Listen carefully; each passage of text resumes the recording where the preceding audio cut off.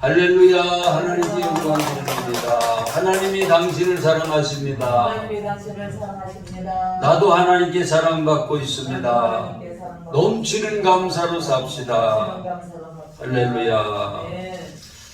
예, 오늘 또 이렇게 한 1년 6개월 정도 지난 것 같죠. 우리 성찬 예배를 우리 온 교회들이 드리게 돼서 너무나 감사를 드립니다. 그리고 히브리서 강해도 오늘 이제 마지막 시간이 되겠습니다. 히브리서 12장 28절에 보면 그러므로 우리가 흔들리지 않는 나라를 받았은즉 은혜를 받자 이로 말미암아 경건함과 두려움으로 하나님을 기쁘게 섬길지. 경건함과 두려움으로 하나님을 기쁘게 섬기기 위해서 믿음의 성도들이 어떻게 살아야 되는지 13장에 그 얘기를 몇 가지 본면의 말씀을 주고 계십니다. 그래서 1절로 6절까지는 일상생활에서 어떻게 선행을 하면서 믿음의 성도가 살아야 되나. 오늘 히브리서를 통해서 보면요, 예수 그리스도 안에 구원받은 성도들은 새 언약의 중보자인 예수 그리스도 때문에 구약 성도들 받은 은혜보다 엄청난 은혜 속에 살아가는 새 언약의 주인공들이고 새 언약의 축복받은 성도들인 것입니다. 그런 성도들은 과연 어떻게 살아야 되는지 몇 가지 본면의 말씀을 주시는 중에 이제 1절로 6절에는 일상생활에서는 이렇게 살아야 된다, 그렇게 말씀하고 7절로 17절까지는 교회 생활할 땐 이렇게 해야 된다, 그런 말씀을 본면으로 주고 계십니다.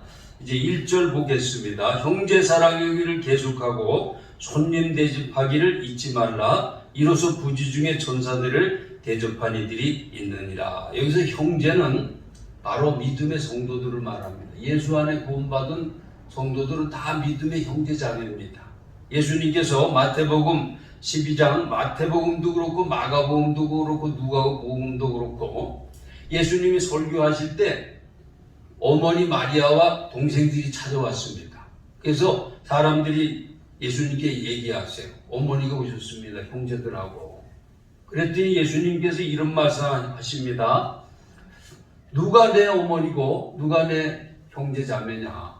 그러면서 말씀들은 앉아있는 무리들을 향해서 내 어머니와 내 형제자매를 보라, 그렇게 말씀하시면서 누구든지 하늘에 계신 내 아버지의 뜻대로 하는 자가 내 형제요 자매요 어머니라, 그렇게 말씀하셨어요. 마태복음이 그렇고 마가복음에는 누구든지 하나님의 뜻대로 하는 자가 내 형제요 자매요 어머니니라.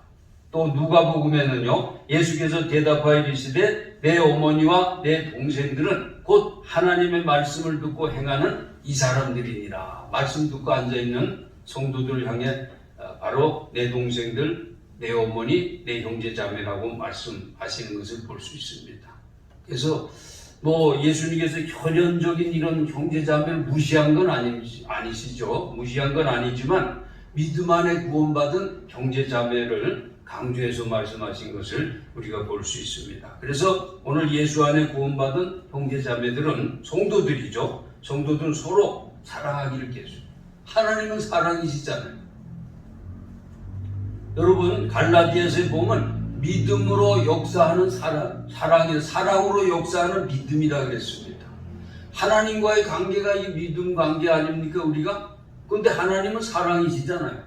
사랑의 하나님과 믿음 관계가 잘 된 사람은 이웃 사랑에 나타나게 돼 있다는 거예요.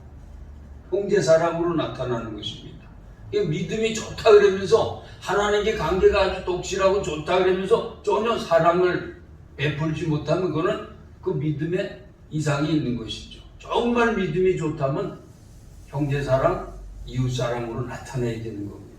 왜냐하면 사랑의 하나님, 본체가 하나님이신데 하나님하고, 사랑의 하나님하고 관계가 좋은 믿음이 독실한 사람은 자연적 사랑으로 역사하는 믿음이 좋다면 믿음이 일하는 대로 믿음이 어떻게 나타나서 사랑으로 나타나서 일한다는 것입니다. 그래서 형제사랑을 계속하고 그 다음에 이웃사랑. 또 예수님 뭐라 그래요? 원수까지 사랑하라 그러죠. 그렇게 나가는 것입니다. 그래서 여기 형제사랑 바로 예수님께서도 마태복음 7장 12절에 보면 그러므로 무엇이든지 남에게 대접을 받고자 하는 대로 너도 남을 대접하라. 항상 나보다 이웃 먼저 생각하는 것. 하나님 먼저, 이웃 먼저, 그 다음에 나를 생각하는 게 참된 기독교인의 마음 자세입니다. 하나님 제일주의. 그 다음에 우리 다른 사람은 어떻게 해요? 이타주의. 다른 사람을 잘 대고 그 다음에 자기를 생각하는 것이 사랑의 순서입니다. 그 다음에 손님 대접하기를 잊지 말라 그랬는데 부지 중에 천사들을 대접했다 그러는 이게 창세기 18장에 나오는 여호와 하나님과 천사 두 명이 사람의 육신을 입고 이렇게 오는데 아브라함이 그 세 사람을 잘 대접해 주잖아요. 그래서 잘 대접해 주고 그 사람들이 소돔과 고모를 심판하러 가는 길이거든요. 그래서 그걸 아브라함한테 다 얘기를 해주고 아브라함이 또 그 하나님 앞에 여호와 하나님이 육신을 입고 나타나신 거니까 간절히 기도합니다. 하나님은 그 아브라함의 기도를 들으시고 아브라함 6번이나 기도하잖아요. 50명의 의인이 있어도 그 심판하시겠습니까? 45인, 40인, 30인, 20인, 10명까지 6번이나 간절히 기도하는 10명만 있어도 내가 심판하는다. 소돔과 고모라를. 그리고 가시고 나머지 두 천사는 그 소돔 고모라에 가잖아요. 그런데 롯이 또 이 두 천사를 잘 대접합니다. 그래가지고 롯과 그 가족이 다 이렇게 소돔 고모라 멸망에 구원받는 것을 말씀합니다. 오늘 이 말씀이 그겁니다. 손님 대접하기를 잊지 마라. 이로써 부지 중에 천사들. 여러분 우리가 알지 모르게 이웃사람 대접하다 보면 천사를 대접하는 적이 되는 것이죠. 어떤 분이 꿈에 예수님께서 나타나셔서 내가 내일 너희 집에 가겠다. 그래서 집을 잘 정돈하고 음식을 준비하고 예수님이 오실 때 기다렸는데 오전이 다 가도록 안 오시는 거예요. 근데 왜 거지 한 명이 들어와가지고 동정을 보내서 그래서 준비된 음식을 잘 주고 대접해서 보냈다는 것이죠. 오후가 다 돼도 저녁 때가 다 됐는데도 안 오시는 거예요. 그랬더니 어떤 고아 같은 거지 소년이 와가지고 먹을 걸 달라. 그래서 먹을 걸 또 준비한 걸 다 주고 옷까지 갖춰줘서 돌려보냈어요. 근데 밤이 돼도 예수님은 안 오시는 거예요. 그래서 저녁에 자는데 예수님이 꿈속에 또 나타나요. 예수님 오신데도 왜 안 오셨습니까? 내가 오늘 2번 너희 집에 어제 내가 2번 갔었는데 너가 참 잘 대접해서 고맙다. 그런 저 간증을 제가 간증 기록된 걸 봤습니다. 여러분 이 세상에 하찮아 보이는 사람도 이렇게 잘 대접하면 그 사람은 천사를 대접하는 수가 있다는 것이죠. 예수님이 잘 대접하는 그런 경우가 있다는 것입니다. 그래서 우리 불신자들에게도 인격체로 존귀하게 잘 이웃을 대접해 주시기 바랍니다. 무엇이든지 남에게 대접을 받고자 하는 대로 너희도 남을 대접하라. 이것이 율법이요 선지자니라. 그것이 정말 모든 율법과 선지자가 말씀하시는 남을 잘 생각해 주라는 것이죠. 자, 이웃 말하자면 형제사랑, 이웃사랑, 그 다음에 원수사랑까지도 우리 예수님께서 얘기하셨지만 믿음의 성도라면 이렇게 사랑을 베풀며 살아야 된다. 그 말씀하신 겁니다. 3절 너희도 함께 갇힌 것 같이 갇힌 자를 생각하고 너희도 몸을 가졌은즉 학대받는 자를 생각하라. 고난받는 사람들을 정말 자기 입장에서 생각해주고 그들을 위해 기도해주고 그들을 동정해주고 이렇게 하라는 것이죠. 네. 여러분 우리는 지금 세계에서 제일 편하게 신앙생활하고 있습니다. 오늘날도 많은 학대와 고난 속에 순교하는 그리스찬들이 지금도 많습니다. 아프가니스탄도 그렇고 아프리카도 그렇고 얼마나 많습니까? 북한, 우리 가까운 북한에는 얼마나 예수만 믿으면 다 이거 아우지 탄광으로 보내고 얼마나 탄압을 합니까? 그런 고통 가운데 있는 우리 믿음의 형제자매들을 생각하고 그들을 위해서 기도도 해주고 그들을 위해서 도움의 손길을 베풀 수 있으면 베풀고 그렇게 하라는 것이죠. 너희도 몸을 가졌은즉 학대받는 자를 생각하라. 네. 육신을 가지고 있는 사람이 환난과 고난과 또 핍박을 받을 때 얼마나 괴롭겠습니까? 예. 누구 안중근 어머니신가 누구 감옥에 갇혔을 때 그 어머니도 감옥에 갇힌 아들을 생각해가지고 그죠? 찬방에 자고 막 그랬다는 그런 얘기가 있잖아요. 몸을 가졌으니 학대받는 자를 생각하고 지금도 고난받는 많은 사람이 있습니다. 그런 분들을 생각하면서 우리가 기도를 쉬지 않고 또 그들에게 도움의 손길이 갈 수 있으면 얼마라도 이렇게 베푸는 그런 자세로 살아가는 것이 믿음을 가진 예수 그리스도를 통해서 구원받은 새 언약의 축복 속에 사는 성도들이 가져야 될 자세라는 것입니다. 또 4절 말씀, 모든 사람은 결혼을 귀히 여기고 침소를 더럽히지 않게 하라. 음행하는 자들과 간음하는 자들을 하나님이 심판하시리라. 예. 여러분, 결혼을 귀하게 생각해야 됩니다. 결혼은 하나님이 제정하신 제도입니다.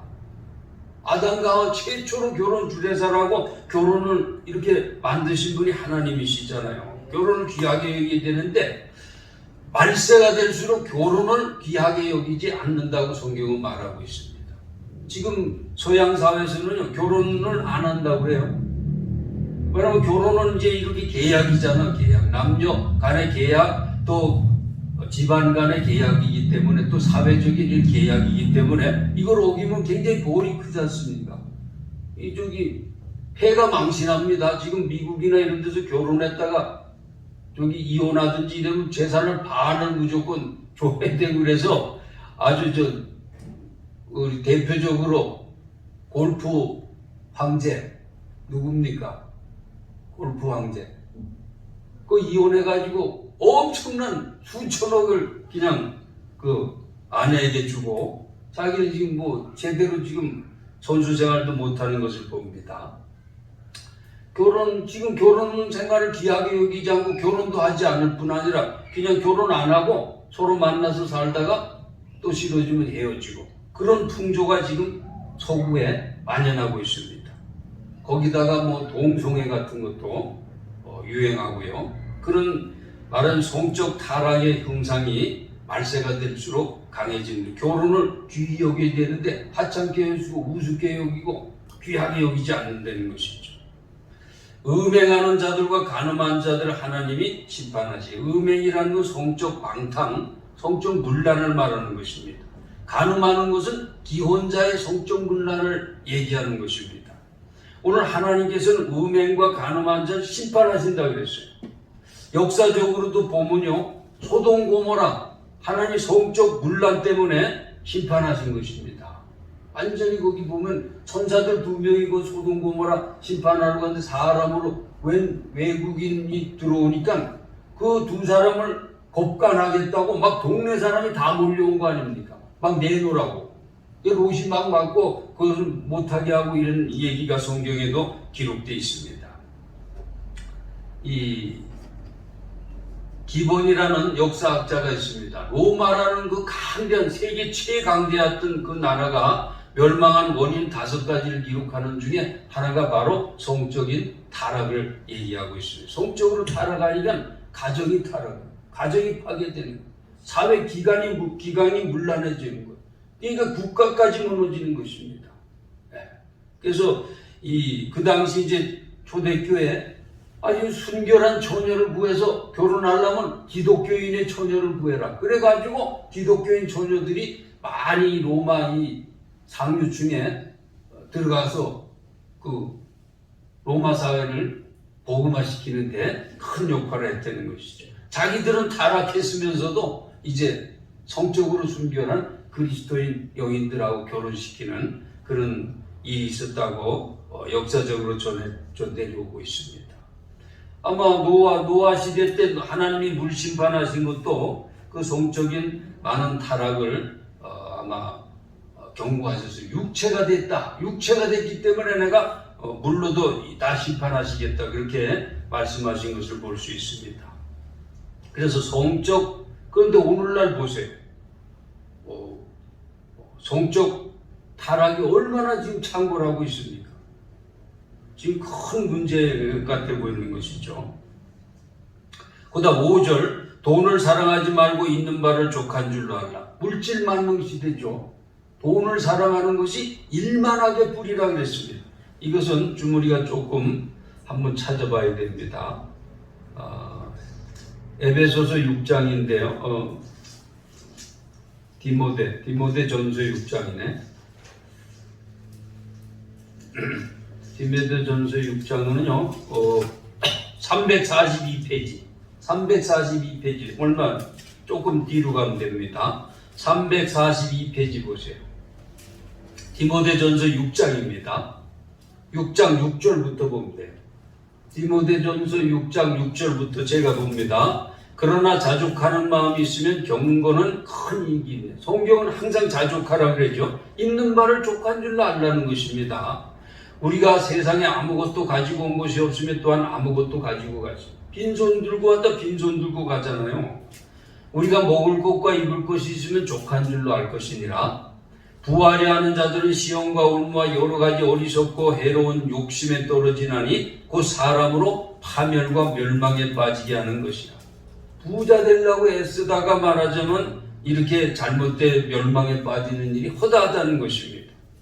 사기당하는 사람이 많은 사람들도 보면은 그도 불로소득으로 엄청난 돈을 벌려다가 사기꾼한테 걸려드는 거 아닙니까? 그 다 이게 파멸과 멸망에 빠지는 것이죠. 10절 말씀이 중요합니다. 돈을 사랑함이 일만하게 뿌리가 된다. 돈 사랑은, 돈이 여러분 얼마나 중요합니까? 돈은 없어서는 안 될 경제적 피와 같은 것이지만은 그 돈을 사랑하고 돈만 알면 어떻게 되나? 일만하게 뿌리가 되는 거예요. 만 가지 악이 거기서 나온다는 것입니다. 이것을 탐하는 자들은 미혹을 받아 믿음에서 떠나 많은 근심으로서 자기를 찔렀도다. 예수님께서도 말씀하셨죠? 하나님과 재물을 겸하여 섬길 수 없다. 하나를 사랑하든지 미워하든지, 하나를 경히 여기든지 귀하게 여기든지 그러지, 둘 다 하나님과 물질을 겸하여, 하나님과 쉬운 말로 하면 하나님과 돈을 겸하여 섬길 수는 없다는 것이죠. 말하자면 돈도 하나님의 그런 능력을 가졌다는 것을 예수님이 암암리에 얘기하시잖아요. 하나님과 돈, 하나님과 재물, 쌍벽을 이루는 그런 엄청난 권능을 가지고 인간 세상을 지배하는 그런 권능을 가지고 있지만 그것을 잘 활용해야 되는 것입니다. 하나님의 통제하에서 그게 활용되고 사용되어야 되는 것이지, 그걸 하나님보다 더 섬기면 그거야만 만 가지 일만하게 뿌리가 되는 것입니다. 그래서 성도는 자족하면서 살아야 된다는 것이죠. 빌립보서에도 보면은, 이거는 제가 읽어드릴게요. 사도 바울이 그런 말씀을 하고 있습니다. 내가 궁핍함으로 말하는 것이 아니니라 어떠한 형편이든지 나는 자족하기를 배우노니 나는 비천에 처할 줄도 알고 풍부에 처할 줄도 알아. 모든 일 곧 배부름과 배고픔과 풍부와 궁핍에 처할 줄 아는 일체의 비결을 배우노라. 내게 능력 주시는 자 안에서 내가 모든 것을 할 수 있느니라. 가난한 데는 가난한 대로, 부할 때는 부한 대로. 여러분, 기독교는요, 그냥 가난하게만 살라고 그렇게 말하는 게 기독교 아닙니다. 기독교는 부유하면 부유한 대로 누리고 살아야 돼요. 누리는 자유함이 있어야 됩니다. 가난하면 가난하다고 열등의식 가질 필요 없다는 거예요. 그대로 하나님을 믿기 때문에 담대하게 가난한 속에서 그냥 하나님의 뜻으로 알고 그것을 극복하기 위해서 열심히 성실껏 노력은 하지만은 그 하나님을 항상 하나님 중심으로 살아야 된다는 거예요. 부하면 또 이렇게 큰 부를 주신 하나님 제일주로 살아야 되는 것이지, 그 부를 제일로 삼으면 그 큰일이라는 것입니다. 우리 오늘 이 본문 말씀에도 아주 중요한 말씀이 있습니다. 이렇게 자족하는 마음을 가지고 살면 내가 결코 너희를 버리지 아니하고 너희를 떠나요. 자족하게 하나님을 인정하고 하나님 중심으로 주신 바를 다 귀하게 알고 넘치는 감사로 살면 하나님이 다 책임져 주신다. 예수님도 뭐라 그랬어요? 뭘 먹을까 무엇을 마실까 염려하지 말라. 이것은 이방인들이 염려하는 것이고, 하나님을 아버지로 믿는 너희는 그 나라와 그의 일을 먼저 구하면 이 모든 것을 채워주신다 그랬잖아. 내가 결코 너희를 버리지 아니하고 너희를 떠나지 아니하리라 하셨느니라. 하나님이 우리를 떠나지 아니하고 우리를 버리지 않고 우리의 삶에 말하자면 본체가 돼 주셔가지고 우리를 인도해 주신다면 우린 뭐라 그랬습니까? 여기 시편 118편 6절의 말씀을 인용했는데 주는 나를 돕는 이시니 내가 무서워하지 아니하겠노라. 사람이 내게 어찌하려. 하나님이 항상 계시니까 부하든지 가난하든지 하나님이 항상 있는 사람은 담대하다는 것입니다. 사람이 내게 어찌하겠느냐, 문제가 내게 어찌하겠느냐, 질병이 내게 어찌하겠느냐, 이렇게 담대하게 살아갈 수가 있다는 것입니다. 그래서 모든 일에 자족하라고 말씀하고 있습니다. 오히려 이 자족하면서 이 베풀고 나누는 그런 자리에 들어가라는 것이죠. 내가 이 세대의 부한자들을 명하여 마음을 높이지 말고 정함이 없는 재물에 소망을 두지 말고, 재물에는 소망 두면 안 됩니다. 오직 우리에게 모든 것을 후히 주시고 누리게 하시는 하나님께 소망을 두고 선을 행하고 선한 사업을 많이 하고 나눠주기를 좋아하며 너그러운 자가 되게 하라. 이것이 믿음의 성도들의 자세라는 것입니다. 이렇게 살아야 된다는 것입니다. 말하자면 잠언서에도 있잖아요. 과도히 애껴도 가난하게 될 뿐이에요. 남을 윤택하게 하는 자는 윤택해지는 것이죠. 주라 그러면 너에게 돌려줄 것이니 후이되어 누르고 흔들어 넘치도록 안겨주리라. 이게 예수님의 말씀입니다. 그래서 이제 이 성도들은 이렇게 베푸는 삶, 이스라엘에 가면은 두 호수가 있죠. 갈릴리 호수하고 사해 호수가 있습니다. 아주 의미하는 바가 굉장히 큽니다. 이 갈릴리는 북쪽 지방에 있잖아요. 갈릴리 호수. 갈릴리 호수지만 이 길이가 한 50리, 넓이가 한 30리 되는 굉장히 큰 호수입니다. 갈릴리. 거기서 예수님이 그 갈릴리 호수에 고기도 잡으시고 그런 거 있잖아요. 그 갈릴리 호수는 이 북방에 있는 만년설이 흘러 들어와 가지고 물이 되는 것입니다. 그래서 갈릴리 호수에 가득 담겼다가 그 물이 요단강을 통해서 어디로 가냐면 남쪽의 사해로 갑니다. 사해. 그런데 갈릴리는요 아주 이스라엘에서 풍광이 좋습니다. 물고기가 엄청나게 많습니다. 왜 그래요? 물을 받아서 물을 흘려보내기 때문에 여기는 생동감이 넘치는 거예요. 그런데 사해는 요단강을 통해서 물을 받기만 해요. 내주질 않습니다. 그냥 증발하는 물뿐이 없어요. 나가는 데가 없습니다. 그래서 죽음의 바다, 사해라 그래요. 염해가 돼요. 아주 차가운 바다 같은 것입니다. 저도 거기 가봤는데 정말 이게 누워있어 뜹니다. 너무 짠물이기 때문에 뜨는 것이죠. 그래서 그 물이 눈에 안 들어가도록 그렇게 주의사항을 듣고 거기에 들어가지만은 그렇게 사해바다, 죽음의 바다, 생명체가 없어요. 오늘 이게 뭘 말하는 겁니까? 베풀고 나누고 살면 풍성한 축복을 주신다는 거예요. 그는 받기만 하고 주지 않으면 어떻게 돼요? 부자 될 것 같죠? 그렇지 않대요. 우두새가 되고 가난하고 인색하게 돼서 아무런 선한 영향력을 전혀 못 주는 그런 삶이 된다는 것을 아주 시청각 교육으로 보여주고 있는 것입니다. 오늘 하나님을 믿는 예수 안에 구원받은 성도들은 어떻게 살아야 되냐? 자족함으로, 부하면 부함대로, 가난하면 가난한 대로 하나님이 함께 하심을 믿고, 세상이 나를 어찌하겠냐, 사람이 나를 어찌하겠냐, 문제가 나를 어찌하겠냐, 하나님이 함께 계시는데 내 삶의 자원이 하나님이신데, 그래서 담대하게 이렇게 살아갈 수가 있다고 말씀하고 있는 것입니다. 이제 교회 생활은 또 어떻게 해야 되냐? 7절 보세요. 하나님의 말씀을 너희에게 일러주고 너희를 인도하던 자들을 생각하며 그들의 행실의 결말을 주의하고 보고 그들의 믿음을 본받아라.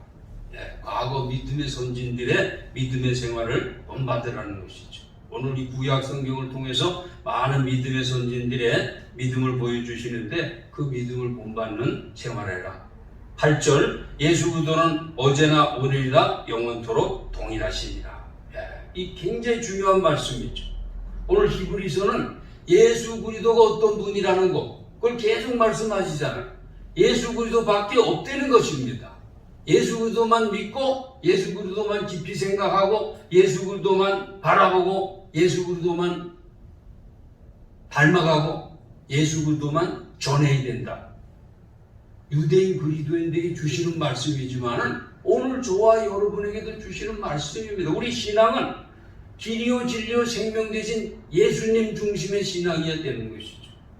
예수님은 어제나 오늘이나 영원토록 동일하신 것입니다.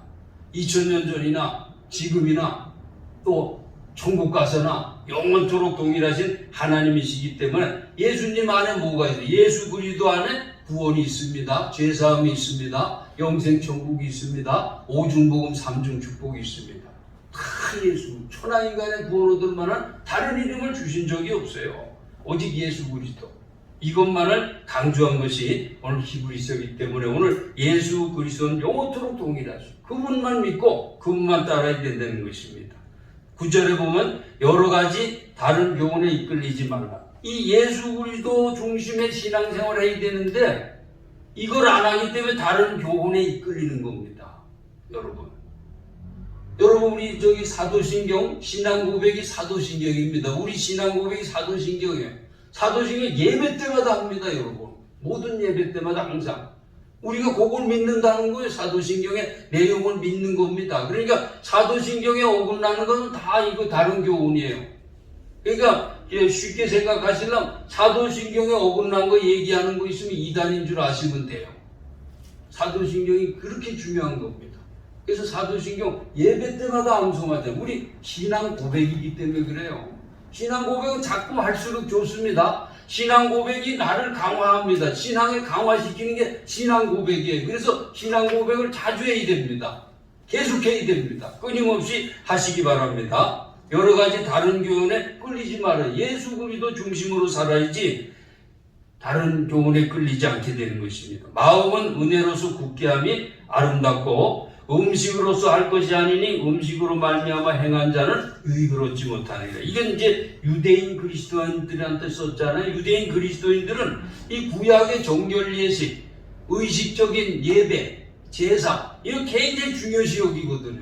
이 바리새인 사두개인들도 보세요. 정결 예식을 얼마나 중요하게 여겼나. 의식적인 신앙생활을 굉장히 중요하게 여겼잖아요.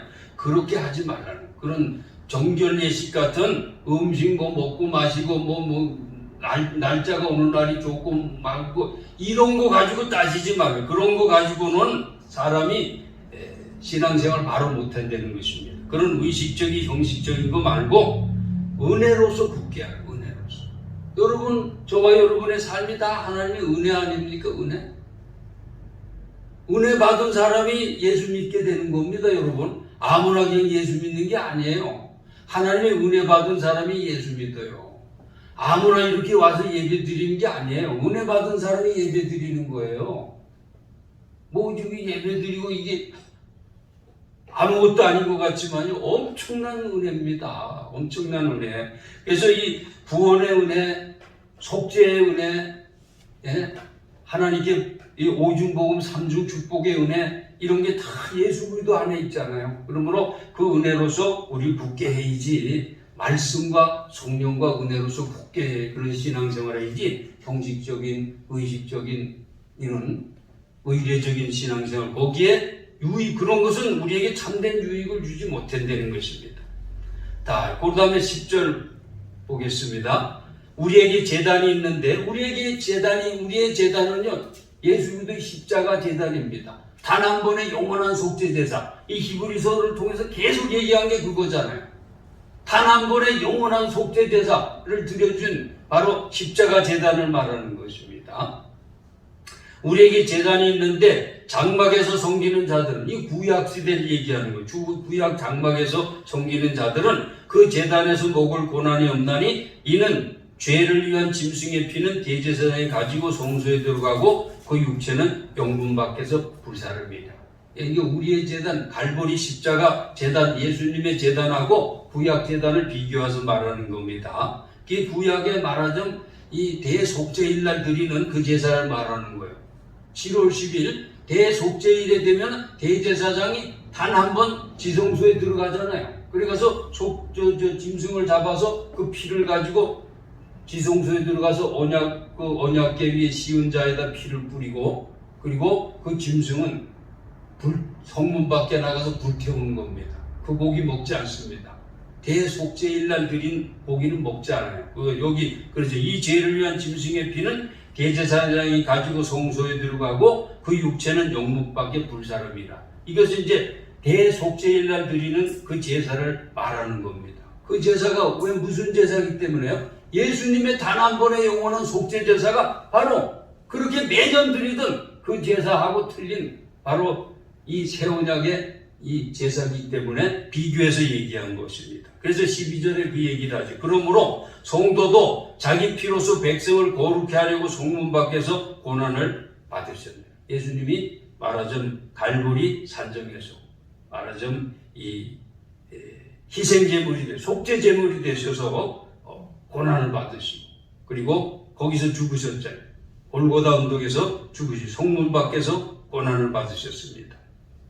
그런즉 우리도 그의 치욕을 짊어지고 영문 밖으로 그에게 나가자. 그러니까 우리 구원은 어디 있어요? 골고다 산정 십자가 언약의 피, 거기에만 우리 구원이 있습니다. 그러니까 우리도 그 예수님의 십자가 대속의 은총을 베풀어 주신 그 골고다 산정으로 나가자, 그런 말씀을 하고 있는 것입니다. 14절, 우리가 여기에는 영원한 도성이 없으므로 장차 올 것을 찾나니. 이 땅에는 영원한 도성이 없잖아요. 우리의 영원한 도성, 청성은 새하늘 새 땅 새 예루살렘은 이제 예수님이 우리를 위해서 다 준비하신 것이죠. 그것은 장차 우리에게 찾아올 것입니다. 저와 여러분이 돌아갈 우리의 본향이 새하늘 새 땅 새 예루살렘인 것이죠. 이 세상에 있는 것이 아닙니다. 그러므로 그 영원한 도상에 갈 때까지 15절, 그러므로 우리는 어떻게 살아야 되겠어요? 우리는 예수로 말미암아 항상 찬송의 제사를 하나님께 드리자. 이는 그 이름을 증거하는 입술의 열매니라. 예수로 말미암아. 이 굉장히 중요한 얘기죠. 주 예수로 말미암아 구원받았습니다. 주 예수 때문에 죄사함 받았습니다. 주 예수 그리스도 때문에 하나님의 자녀 됐습니다. 주 예수 그리스도 때문에 영생 천국의 상속자 됐습니다. 저와 여러분에게서 주 예수 그리스도를 빼면 아무것도 안 해요. 주 예수 그리스도가 다 우리의 모든 신앙생활의 모든 답은요, 주 예수 그리스도입니다. 백문일답이라는 게 있어요. 100가지 질문을 해도 단 한 가지 답은 예수 그리스도라는 것이죠. 우리 신앙생활의 모든 중심과 핵심은요, 예수 그리스도입니다. 그래서 예수 그리스도로 말미암아 구원도 받고 은혜도 받고 죄사함도 받고 영생 천국의 상속자도 되고 하나님의 자녀도 되고 오중공금 삼중 축복도 받았으니 어떻게 해야 돼요? 항상 찬미의 제사를 하나님께 드리자. 오늘 은혜 받은 사람, 구원 받은 사람은 항상 찬미의 제사, 찬송 쪽에는 감사가 있습니다. 하나님께 영광 돌리는 게 있습니다. 찬양과 찬송, 그것은 하나님께 감사하고 영광 돌리는 그런 일이거든요. 그래서 항상 찬송의 제사를 하나님께 드리자. 이는 그 이름을 증언하는 입술의 열매니라. 호세아 14장 2절에 보면 우리가 수송아지를 대신하여 입술의 열매를 드리리라. 수송아지 이렇게 제물로 이렇게 드린 그런 제물도 중요하지만 입술의 열매를 드리든지 하나님을 찬양하고 하나님께 영광 돌리고 우리가 신앙 고백, 하나님만이 우리 구세주, 예수 그리스도만이 우리 구세주십니다. 예수님 안에 우리 죄사함이 있습니다. 하나님의 자녀가 됐습니다. 영생 천국의 상속자가 됐습니다. 이런 신앙 고백, 이것이 다 입술의 열매입니다, 여러분. 우리 신앙 고백이 입술의 열매예요. 하나님께 찬양과 영광 돌리는 게 신앙의 열매입니다. 입술의 열매입니다. 이 예수님을 증거하고 십자가를 증거하고 하나님을 증거하는 거, 이거 다 입술의 열매입니다. 우리 호세아 14장 2절에 그렇게 말씀하고 있잖아요. 우리가 수송아지를 대신해서 입술의 열매를 드리리다. 입술의 열매를 드리시리. 저와 여러분은 예수 그리스도로 말미암아 구원받았잖아요. 하나님의 자녀가 됐잖아요. 영생 천국의 상속자가 됐잖아요. 항상 찬미의 제사를 드려야 됩니다. 그리고 16절, 오직 선을 행함과 서로 나누어 주기를 잊지 말라. 하나님은 이 같은 제사를 기뻐하느니라. 예.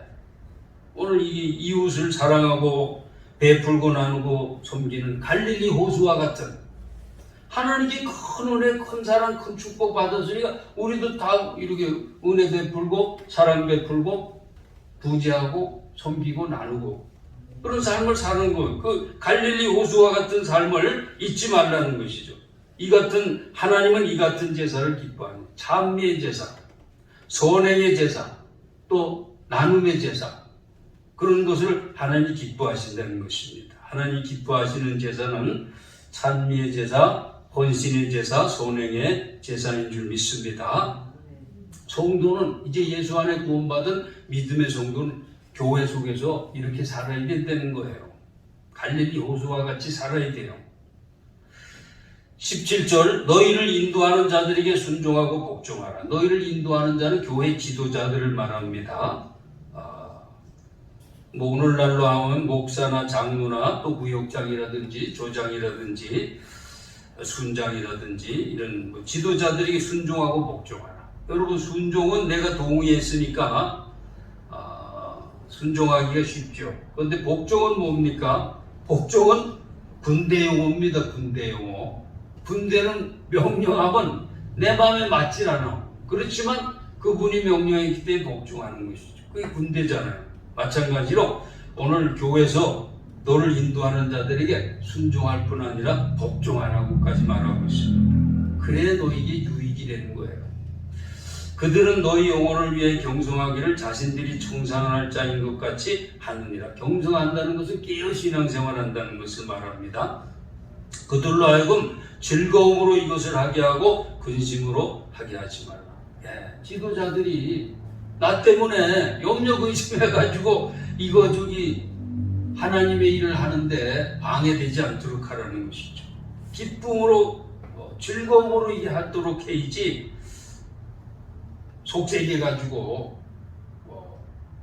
근심하게 하지 말도록 하라. 그렇지 않으면 너에게 유익이 없느니라.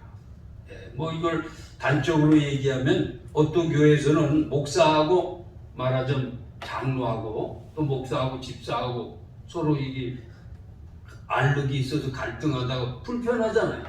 서로 불편하면 은혜가 안 된다는 겁니다. 그건 무슨 은혜가 되겠어요? 목사하고 장로하고 싸우고 목사하고 집사하고 싸우는데 무슨 서로 간에 무슨 은혜가 되겠어요? 아무 유익이 없잖아요. 그렇게 하면 안 된다는 거예요. 교회도 이렇게 말하자면 질서를 위해서 세운 뭐 질서 있다 상하 관계가 아닙니다. 교회에서 목사, 장로, 집사, 성도는 상하 관계가 아니에요. 포지션 자리입니다. 자리. 교회 질서를 위해서 자기 위치가 있어요. 그럼 서로 지체잖아요. 서로 지체이기 때문에 서로 다른 지체한테 복종해야 됩니다. 순종하고 복종해야 그 전체 그 몸이 잘 조화롭게 움직이는 것이지. 아니 눈이 보고 손이 그 가져오라 그랬는데 발이 말 안 듣고 안 가면 어떻게 되게 지체인데. 같이 가고 합력해서 손을 이루어야 되는 것이죠. 그래서 이렇게 서로 간에 갈등이 있고 불순종이 있고 불편함이 있으면 신앙생활에 아무 유익이 없대요. 신앙생활은 서로 관계가 좋아야지. 그래서 신앙생활에 유익이 있다는 것을 말씀하고 있습니다. 예. 오늘 이 예수 그리스도의 골고다 산정에 십자가 제단으로 나가서 항상 찬미의 제사 또 선행, 헌신, 나눔의 제사를 드리고 또 지도자들에게 복종하고 순종해라. 그것이 너에게 유익이다. 신앙생활에. 그 말씀하셨습니다. 그 다음에 18절로 19절은 기도입니다. 기도를 부탁하는 것이 기도. 우리를 위해 기도하라. 우리가 모든 일에 선하게 행하려 함으로 우리에게 선한 양심이 있는 줄 확신하노니 내가 더 속히 너에게 돌아가기 위해 너희가 기도하기를 더욱 원하노라. 예, 우리를 위해 기도해달라는 모든 선한 일을 행하여. 성경에서 말하는 선한 일은 윤리 도덕적으로도 뭐 착한 일, 선한 일을 의미하지만 그건 소극적인 것이고요. 더 적극적으로 선하신 하나님의 뜻을 이루기 위해서 살아가는 삶이 다 주님을 위한 하나님을 위해서 하는 일들이 다 선한 일인 것이죠. 모든 그래 하나님의 뜻을 이루는 일에 우리 양심의 거리낌 없이 확신 있게 할 수 있도록 우리를 위해 기도해 달라. 우리 지금도 그렇게 하고 있지만은 우리를 위해서 합심 기도해 달라. 합심 기도, 중보 기도 요청입니다. 또 19절은 이제 빨리 너희에게 가서, 지금 히브리서를 왜 쓰냐면 유대인 그리스도인들이 핍박과 환난을 당해가지고 다시 유대교로 돌아가야 되겠다, 그런 마음을 품는 사람이 많거든요. 그래서 그러면 안 된다. 예수님을 떠나면 하나님의 진노의 심판이 있다. 여기 경고 말씀도 5군데나 있다 그랬잖아요. 예수님을 떠나면 하나님의 심판이 있다. 배신하면 안 된다. 그러면 계속 경고를 하고 있고요. 그러니까 빨리 가서 너희들 만나서 너희들 만나기를 원한다. 빨리 우리가 너희를 만날 수 있기를 기도해달라. 이 기도 부탁한 것이죠. 합심기도, 중보기도 부탁한 것. 여러분, 합심기도, 중보기도 왜 중요합니까? 우리 예수님께서 마태복음 18장 18절로 21절에 보면 너희 두세 사람이 땅에서 무엇인지 합심하여 구하면 하늘에 계신 내 아버지께서 그들을 위해서 이루어 주시리라. 합심기도하면요, 하나님께서 그들이 2사람 이상이 합심기도하면 그들을 위해서 내가 응답해 주겠다. 그런 말씀이 마태복음 18장 18절로 21절에 기록되어 있습니다. 그래서 오늘 히브리서를 쓰신 분, 이분이 바울 사도라는 얘기도 있고 여러 소리 있잖아요. 그런데 그분이 우리 기도해 달라, 우리를 위해서. 그런 기도 부탁입니다. 그 다음 20절, 21절은 축원이라고 할 수 있습니다. 양들의 큰 목자이신 우리 주 예수를 영원한 언약의 피로 죽은 자 가운데서 이끌어내신 평강의 하나님이 모든 선한 일에 너희를 온전하게 하사 자기 뜻을 행하게 하시고 그 앞에 즐거운 것을 예수 그리스도로 말미암아 우리 가운데 이루게 하시기를 원하노라. 영광이 그에게 세세 무궁토록 있을지어다. 예수 그리스도로 말미암아. 여기도 있죠. 예수 그리스도로 말미암아. 예수 그리스도 안에 영원한 언약의 피를 이루신 예수 그리스도 안에 뭐가 있어요? 구원이 있습니다. 영생이 있습니다. 축복이 있습니다. 모든 게 이제 죄사함도 있고 모든 게 다 그 예수 그리스도 안에 있습니다. 그래서 예수 그리스도로 말미암아 우리 가운데 하나님의 뜻이 이루어지기를 원합니다. 그런 말씀, 축원이죠. 그 다음에 영광이 그에게 세세무궁토록 있을지어다. 우리 저와 여러분의 모든 삶은 하나님께 영광 돌리는 거잖아요. 이 고린도전서 10장 31절에 먹든지 마시든지 무엇을 하든지 하나님 영광을 위해서 해라. 너희가 하나님의 성전인 거고 하나님의 성령이 너희 가운데 계신 걸 알지 못하느냐? 너희는 값으로 산 것이 되었으니 너희 몸으로 하나님께 영광을 돌리라. 이제 우리는 예수님 값으로 하나님이 사셨어요. 그러므로 우리는 이제 모두 뭘 하든지 먹든지 마시든지 공부를 하든지 직장생활 하든지 우리의 삶 전체가 하나님 영광과 연결되게 되시기를 주님의 이름으로 축원드립니다. 그 다음에 22절 형제들아 내가 너희를 권하노니 권면의 말을 용납하라. 내가 간단히 너희에게 썼느니라. 이제 마지막 축도를 하기 전에 내가 이렇게 많은 내용이지만은 간단하게 썼다는 것입니다. 이 권면은 히브리서의 권면의 말을 용납하라는 것이죠. 여러분 권면을 잘 받아들이면 어떻게 돼요? 성장하고 성숙하게 되고 나에게 큰 유익이 되지만 그런 거 무시하고 안 받아들이면 아무런 도움이 안 되는 것입니다.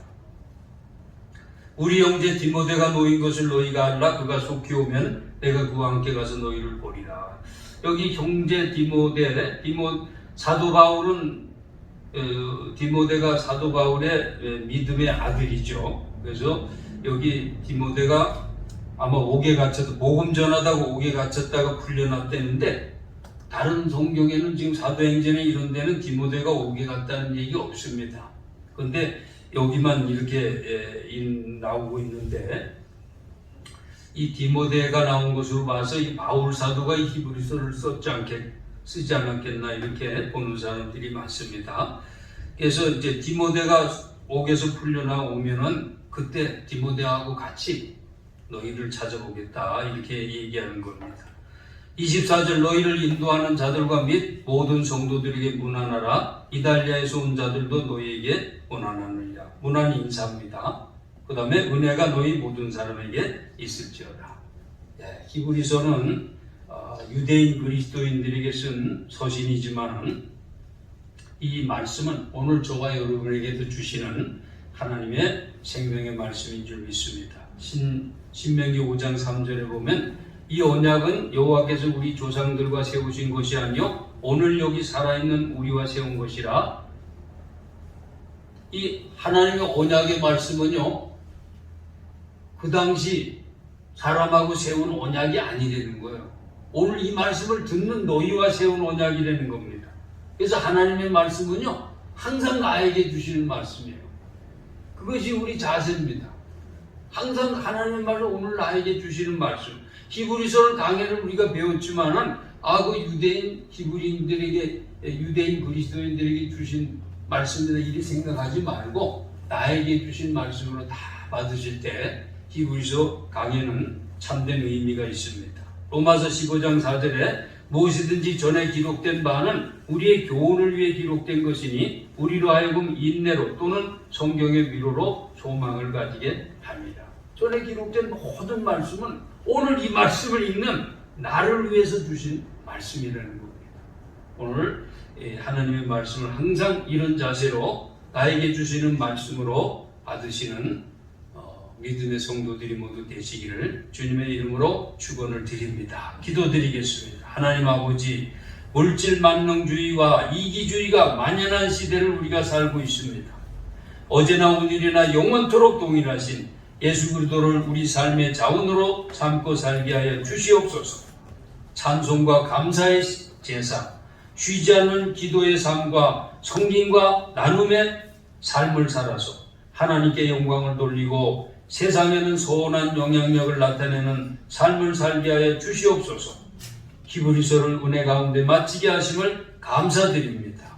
히브리서를 통해서 주시는 하나님의 말씀을 나에게 주시는 말씀으로 받아 실천하며 살아가는 우리 모두가 되게 하여 주시옵소서. 우리 구주 예수님의 이름으로 감사기도 드리옵나이다. 아멘.